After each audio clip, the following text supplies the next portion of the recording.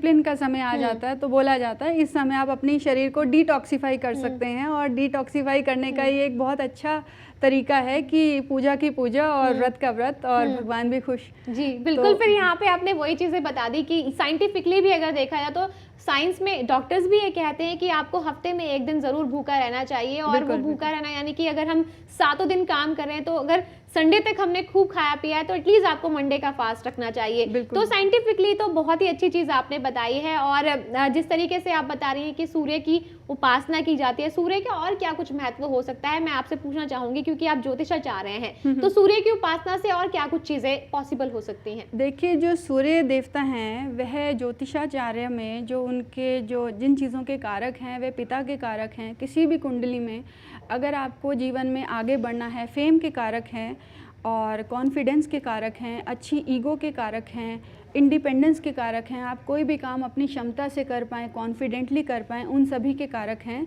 और अच्छी सेहत के कारक हैं, हड्डियों के कारक हैं और आपकी बुद्धि के कारक हैं। तो इतनी सारी चीज़ों के वे कारक हैं, आत्मा के कारक हैं, आत्मा को बल देते हैं। तो किसी भी कुंडली में अगर सूर्य अच्छा है तो आपकी ज़िंदगी 50% बहुत अच्छी है, और अगर आपकी कुंडली में जो है चंद्रमा अच्छा है तो समझ लीजिए आपकी ज़िंदगी जो है 100% अच्छी है।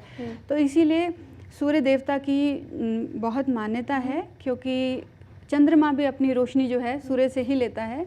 तो जिसकी कुंडली में सूर्य अच्छा, उसकी ज़िंदगी बहुत अच्छी, तो उसकी किस्मत भी चमकेगी, वह जो काम करेगा उसमें उसको फेम भी मिलेगा और आसानी से कर पाएगा, कॉन्फिडेंट रहेगा अपनी लाइफ में, और पिता का आशीर्वाद भी मिलेगा और संतान सुख भी मिलेगा।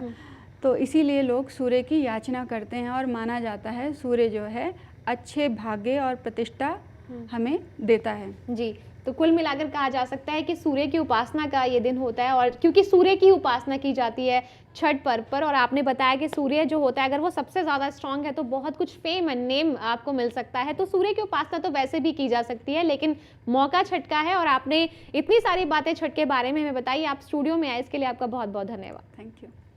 तो छठ पर्व पर स्पेशल में सिर्फ इतना ही, इन्हीं शुभकामनाओं के साथ कि आपका भी ये त्यौहार बहुत अच्छा रहे। मुझे दीजिए इजाज़त, नमस्कार।